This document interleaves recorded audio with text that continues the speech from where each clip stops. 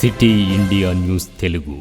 Congress party అభ్యర్థి parliament అభ్యర్థి అయినటువంటి శ్రీ వంశీ చందర్ రెడ్డి గారు నామినేషన్ వేయడం జరిగింది. పార్లమెంటు సాక్షిగా పార్లమెంటు హెడ్ క్వార్టర్స్ అయినటువంటి మహబూబ్ నగర్లో పెద్ద ఎత్తున వేల మందితో ముఖ్యమంత్రి గారి ర్యాలీతో అలాగే ముఖ్యమంత్రి గారి సమక్షంలో మరి ఇద్దరు పాలమూరు బిడ్డలు నామినేషన్ వేయడం జరిగింది. ఆ నామినేషన్కి తట్టుకోలేనటువంటి పరిస్థితిలో ఈరోజు ఇందాక డీకే అరుణమ్మ ప్రెస్ మీట్ పెట్టి కాంగ్రెస్ మీద అవాక్కులు చెవాకులు మాట్లాడుతుంది.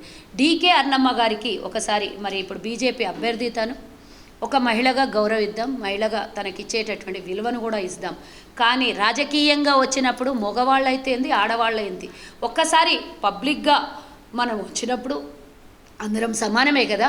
మరి తనకెందుకు అంత ఉల్కో నాకు అర్థం కావట్లేదు.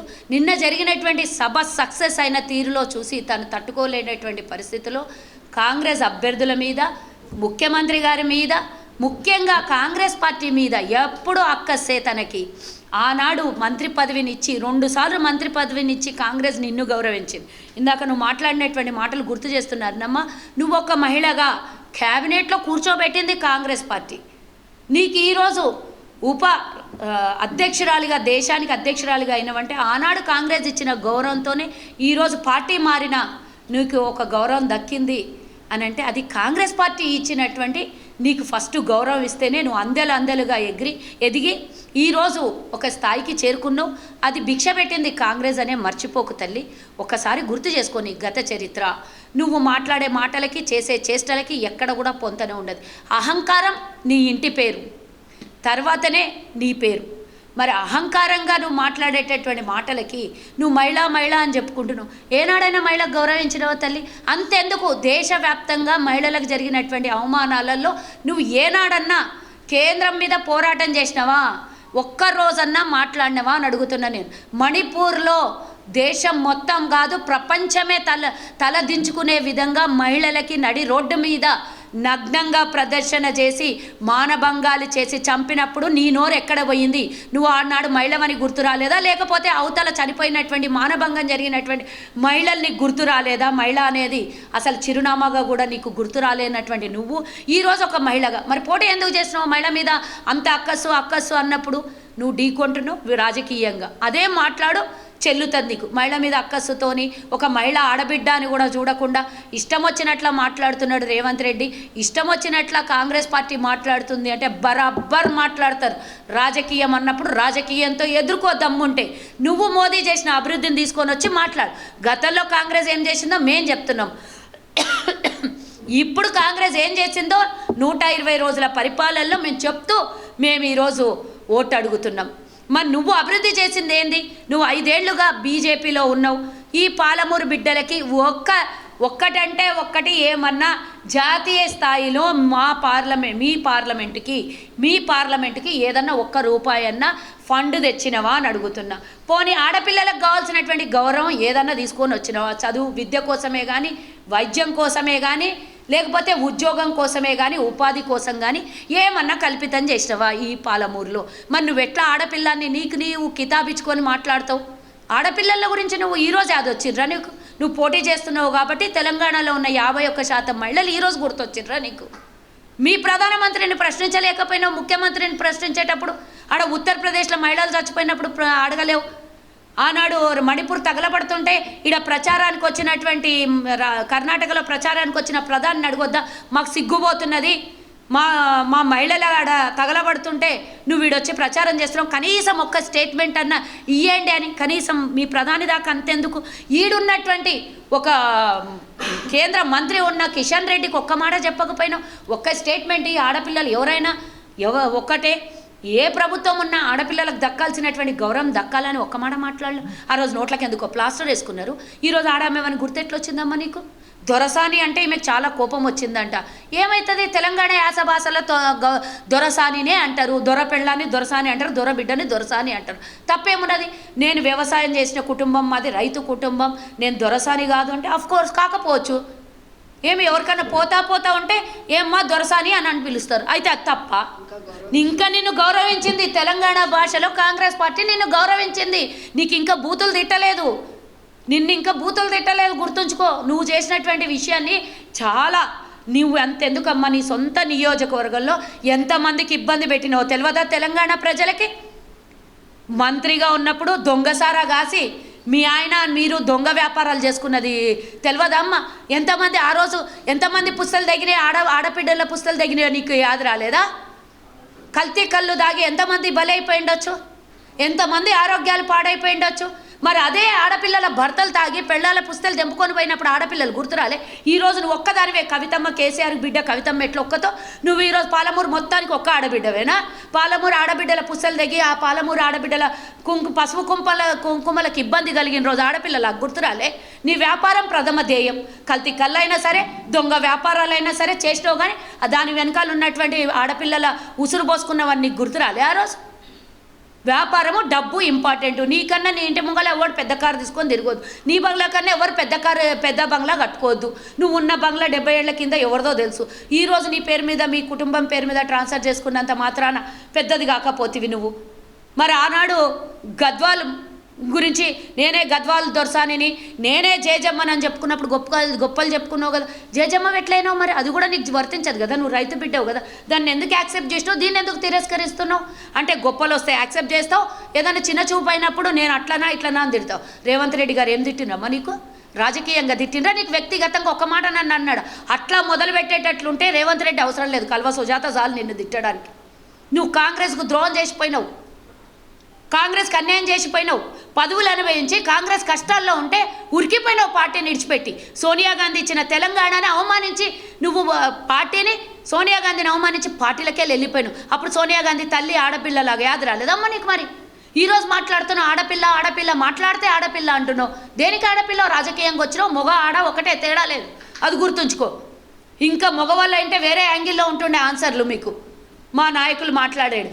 ఒక్కటి అడుగుతున్నమ్మా, ఇన్ని మాట్లాడుతున్నావు, చేనేత వస్త్ర పరిశ్రమలు ఉన్నాయి నారాయణఖేడ్లో కానీ నారాయణపేటలో కానీ ఈ గద్వాల్లో కానీ ఉన్నాయి. దాని మీద ఆడబిడ్డల కుటుంబాలు ఎంతమంది నేత నేస్తున్నారో ఆడబిడ్డలు తెలియదమ్మా?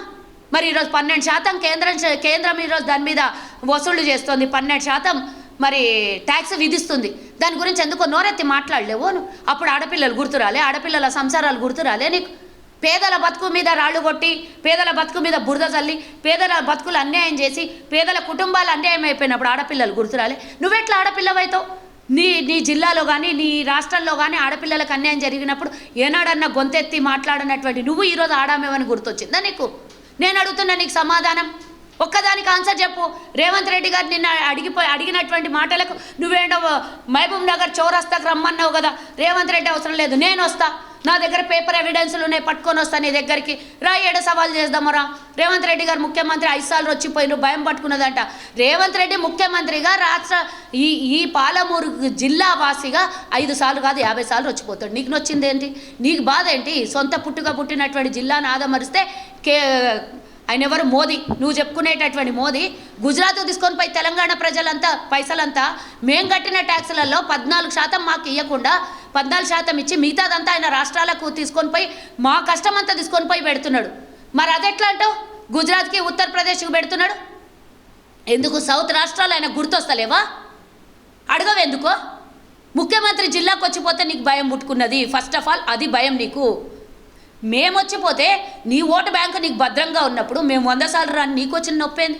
100 సార్లు కాదు 50 సార్లు కాదు, వస్తారో పోతారో వాళ్ళ ఇష్టం. అది మా రాజకీయం, మా పార్టీ, మా ఇష్టం. దాని గురించి ఎందుకు మాట్లాడతావు? నువ్వేం చేయబోతున్నావో, మీ ప్రభుత్వం ఏం చేసిందో గతంలో 10 ఏళ్ల నుంచి అదే అభివృద్ధి గురించి చెప్పుకొని రాజకీయాల్లో ఓటు అడుగు. నువ్వు దమ్ముంటే అది రాదు. మాట్లాడితే మతాల మధ్యలో చిచ్చు పెడతావు, మాట్లాడితే ప్రభుత్వాన్ని తిడతావు, మాట్లాడితే ముఖ్యమంత్రిని తిడతావు, మోదీని వెనకేసుకొచ్చుకొని ఇది మాట్లాడుతావు. మోదీని చూసి ఓటేయాలంట. రేపు పొద్దున పాలమూరుకి రోజు మీ మోదీ వచ్చి మాకు అడిగినవన్నీ చేసిపోతాడా? నీకు ఓటేస్తే రేపు పొద్దున పాలమూరు బిడ్డలకి ఈరోజు ముఖ్యమంత్రి ఈ నియోజకవర్గం నుంచే ఏమైనా కావాలంటే మా దగ్గరకు వస్తే బారా దర్వాజా కుల్లా 24 గంటలు ఉంటుంది. మా ఇంటికి ఎవరైనా తలుపు తట్టొచ్చు, మా ఇంటికి వచ్చి ఎవరైనా సమస్యలు చెప్పుకోవచ్చు. మేము అందరి సమస్యలు తీర్చని రెడీగా ఉన్నాం. మీ మోదీ మా పాలమూరు బిడ్డల సమస్యలు తీరుస్తాడా? ఈ 10 ఏళ్ల నుంచి ఏం చేయనోడు నువ్వు వచ్చి ఈరోజు గెలిస్తే ఏమైనా చేస్తారా? నీకు ఎందుకు ఓటేయాలి ఫస్ట్ అడుగుతున్నా నేను. నీకు ఓటు అడిగే అర్హత నీకెక్కడిది? నీకెందుకు ఓటేయాలి? పాలమూరు బిడ్డలు మా గ్యాస్ 1200 చేసినందుకు ఓటేయాలనా? పెట్రోల్ ధర 110 చేసినందుకు ఓటేయాలనా? లేకపోతే డీజిల్ ధర 100 రూపాయలు చేసినందుక? వంట నూనె 170 రూపాయలు చేసినందుకు ఓటేయాలనా? బియ్యం బస్తా 6000 చేసినందుకు ఓటేయాలనా? ఆనాడు 54 రూపాయలు ఉంటే ఈరోజు 100 రూపాయలు చేసినావు. ఆ రోజు 62 రూపాయలు ఉంటే 110 చేసినావు. ఆ రోజు 2000 బస్తా ఉంటే ఈరోజు 6000 రూపాయలు చేసినావు. ఏ దానికి ఓటేయాలి? దేశం లోపల మత కల్లోలాలను సృష్టిస్తున్న మీ పార్టీకి దేనికి ఓటేయాలి? ట్యాక్సులు విధిస్తున్నందుక చిన్న చిన్న వ్యాపారస్తులంతా రోడ్డు మీద పడ్డారు. ట్యాక్సులు కట్టలేక చిన్న చిన్న వ్యాపారస్తులు దెబ్బతింటున్నారు. వాళ్ళకు అండగా నిలబడ్డావో వ్యాపార కుటుంబాలకు నువ్వేమన్నా చిన్న చిన్న వ్యాపారస్తులకు పోనీ కూలీ నాలి చేసుకునేటోళ్ళకి ఏమన్నా డబుల్ ఆదాయం పెంచిండా? ఏమో చెప్తుంది 528 రూపాయలు గ్యాస్ అంటే ఉజ్వల ప్రగతి కింద ఇచ్చిర్రట. చూపి అమ్మనా తెలంగాణలో మేము ఇంతమంది ఉన్నాం. ఎవరికన్నా పేదోనికి రేషన్ కార్డు ఉన్న ఉజ్వల స్కీమ్ కింద ఎవరికైనా 528 రూపాయలకు తెలంగాణ లోపల అడుగు. నేను దేశం మొత్తం ప్రశ్నిస్తలేను, కేవలం తెలంగాణలో అది కూడా వద్దు, పాలమూరులోనే అడుగుతున్నా నేను. ఎవరికన్నా 528 రూపాయలకు గ్యాస్ వస్తుందా అడుగుదాం. మా గ్యాస్ గురించి ఆమెకేమో ప్రశ్నలు అంటే ఇస్తలేమంట, దొంగ హామీలంట. కాంగ్రెస్ ఇంతవరకు 100 రోజుల్లో పూర్తి చేస్తా అన్న హామీల్ని నెరవేర్చలేదంట. ఏడున్నావు? కళ్ళు మూసుకొని నిద్రపోతున్నా. మొన్నెప్పుడో ప్రశ్న వేసినావు, నేను జాతీయ ఉపాధ్యక్షురాల్ని, నేనేం అధికారంలో లేను, నాకు అభివృద్ధి అని అడుగుతాడు రేవంత్ రెడ్డి. నేనేం చేయాలి అని అడుగుతాడు అన్నావు. మరి కేంద్రంలో అధికారంలో ఉన్న మీరు ఒక జాతీయ ఉపాధ్యక్షురాలుగా నువ్వు పాలమూరు బిడ్డను పట్టించుకోరాని కేవలం ఒక పార్లమెంటులో 554 మంది సభ్యులు 45 మంది ఉంటే అందులో ఒక్క సభ్యురాలు పోయి నువ్వేం తెస్తావని నమ్మకం ఉన్నది రేపటి నాటికి? ఈరోజు తెలంగాణలో కాంగ్రెస్ ఉంది అధికారంలో. రేపు మా వంశీచందర్ రెడ్డి గెలిస్తే కేంద్రంలో కూడా మేము అధికారంలోకి వస్తున్నాం. రాష్ట్రంలో మేమే ఉంటాం, కేంద్రంలో మేమే ఉంటాం. ఏమైనా పాలమూరు బిడ్డకు కావాలనంటే ముఖ్యమంత్రిని అడుగుతాడు, కేంద్రంలో ప్రధానమంత్రిని అడిగి తీసుకొని వస్తాడు కేంద్ర నిధులు. మరి నువ్వు ఏ విధంగా తీసుకొని వస్తావు? మోడీ ఓడిపోతాడు, రాష్ట్రంలో మీ అధికారం లేదు. ఏ విధంగా తీసుకొని వస్తావు? ఏం చూసి ఓటేయాలి? మోదీకి చూసి ఓటేయాలి, నీకు చూసి ఓటేయొద్దా? ఇన్నేళ్లలో 5 ఏళ్ళు అయింది నువ్వు పార్టీ మారి. ఇప్పుడు కదా నువ్వు సినిమాలో కనబడుతున్నావు. 5 ఏళ్ల కింద పార్లమెంట్ అభ్యర్థిగా పోటీ చేసినావు. దాని తర్వాత ఏడమనుకున్నావమ్మా నువ్వు? 5 ఏళ్ల నుంచి ప్రజల బాగోగులు పట్టించుకున్నావా? 5 ఏళ్ల నుంచి ఏమైనా పాలమూరు బిడ్డల గురించి మాట్లాడినావా నువ్వు? ఇప్పుడు బలోమని వచ్చేసి మీడియా ముంగల మీటింగ్లల్లో పోయి మాట్లాడేసరికి నువ్వు గొప్పదానివి అయిపోయినావా? బాగా డబ్బు సంపాదించినావు కాబట్టి నీకు టికెట్ ఇచ్చారు. పేదోనికి టికెట్ ఇస్తుందా బీజేపీ? ఇస్తుందా? ఇయ్యరు వాళ్ళు. ఆడబిడ్డ అని ఎవరికి చెప్తున్నావు? నువ్వు ఆడబిడ్డలాగా ఎవరి మీద నన్ను వ్యవహారం చేసినావు గతంలో? ఎంతమంది ఈడ కష్టాలకు గురైన ఆడబిడ్డల కష్టాలు తీర్చినావా నువ్వు? మేము ఇచ్చిన హామీలు నెరవేర్చలేదు, దొంగ హామీలు అంటావా? ఏం నెరవేర్చలేదు తల్లి? ఈరోజు నువ్వు అడుగుతున్నావు, ఆడబిడ్డగా అడుగుతున్నావు. నేను ఈరోజు నా పార్టీ పక్షాన ఒక ఆడబిడ్డగా నేను అడుగుతున్నా. తెలంగాణలో 35 కోట్ల మంది ప్రజలు ఈరోజు ఉచిత బస్సు ప్రయాణాన్ని చేసిండ్రు. ఈరోజు ఎన్ని వందల కోట్లు కాంగ్రెస్ పార్టీ ఈరోజు ఆర్టీసీ గడుతోంది. ఈ ప్రయాణాన్ని సౌకర్యాన్ని కల్పించింది కాంగ్రెస్. ప్రభుత్వం నష్టాల్లో ఉన్నా, కష్టాల్లో ఉన్నా, రూపాయి ట్రెజరీలో లేకున్నా ఈరోజు ప్రజలకు ఇచ్చినటువంటి హామీని తొలి హామీగా మహిళలకి ఉచిత బస్సుని అందించింది. మీరేం చేసిండ్రు? 15 లక్షల జన్ధన్కి ఖాతా ఎక్కడ పోయిందమ్మా? ఇచ్చిన హామీలలో 100 రోజులు అడుగుతున్నాం, మీకు 10 ఏళ్ళు ఇచ్చినాం. 3600 రోజులు ఇచ్చినాం మీకు. 3600 రోజులలో నువ్వు చేసింది ఏంది తెలంగాణకి? మా తెలంగాణకు రావాల్సిన ఉద్యోగ వాటా ఎంత? 2 కోట్ల ఉద్యోగాలు రావాలి సంవత్సరానికి. మీ మోదీ చెప్పినట్టే 2 కోట్లు ఇంటూ 10 సంవత్సరాలు 20 కోట్ల ఉద్యోగాలు. 20 కోట్లు డివైడెడ్ బై 28 రాష్ట్రాలు. 28 రాష్ట్రాలు డివైడెడ్ బై తెలంగాణ రాష్ట్రంలో పాలమూరు బిడ్డలకు రావాల్సినటువంటి వాటా ఎంత? ఒక్క ఉద్యోగమైనా ఇప్పించినవా కేంద్రం నుంచి? సెంట్రల్ ఉద్యోగం ఏదన్నా చూపి నాకు. నా వాటా నువ్వు ఈరోజు ఎవరికో తీసుకొని పోయి పెట్టి కేవలం 30-40 లక్షల ఉద్యోగాలు ఇచ్చి ఈ 10 ఏళ్లలో పూట గడుపుకున్న మీరు, అదానీ అంబానీకి దోసిపెట్టుతున్న మీరు, 22 మందికే దేశ సంపదని 1,40,50,000 కోట్ల మందిని 150 లక్షల 50,000 ఎంత దేశ జనాభా 142 కోట్ల జనాభా భారతదేశంలో ఉంటే దాని సంపదనంతా 22 మందికి తీసుకొని పోయి అంటగడుతున్న మోదీకి మాట్లాడవు. మళ్ళీ అబ్కి బార్ మోదీకి సర్కార్. ఎట్లా 10 ఏళ్ళు మీకు ఇచ్చినాం, ఏం చేశాను మీరు? రైతులను అరిగోస పెట్టుకొని ఆడ దేశం నడిబొడ్డు మీద ఏడుస్తుంటే యాదరాని మీకు? ఒక్కరోజు నాడు ఆడోళ్ళు కూడా కూర్చున్నారమ్మా కుటుంబ సమేతంగా. మరి ఒక ఆడబిడ్డగా పోయి వాళ్ళకేమైనా కనీసం సానుభూతి తెలిపినవా? నల్ల చట్టాలను తీసుకొని వస్తుంటే ఈరోజు మొన్నటిదాకా రైతులు ఎంఎస్పీ గురించి కొట్లాడుతుంటే ఈరోజు రైతుల గురించి కల్లబొల్లి మాటలు చెప్తారా? రైతుల మీద మీకు ప్రేమ ఉన్నదా? మేము ఇస్తా అన్నటువంటి 2 లక్షల రుణమాఫీ గురించి మాట్లాడతావా? మేము 15 ఆగస్టు వరకు తీర్చకపోతే అప్పుడు చెప్తుందంట.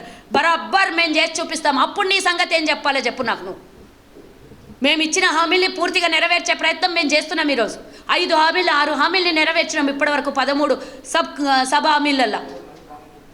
ఉన్న 100 రోజులలో ఇందిరమ్మ ఇండ్లు ఇస్తున్నాం మేము 3500 ఒక్కొక్క నియోజకవర్గానికి, 4.5 లక్షల ఇండ్లు, 200 యూనిట్ల ఉచిత కరెంటుని ఇస్తున్నాం, 500కే గ్యాస్ ఇస్తున్నాం, 35,000 ఉద్యోగాల భర్తీ చేసినాం. ఉద్యోగాల భర్తీ కూడా నాటకం అంట, అబద్ధాలంట.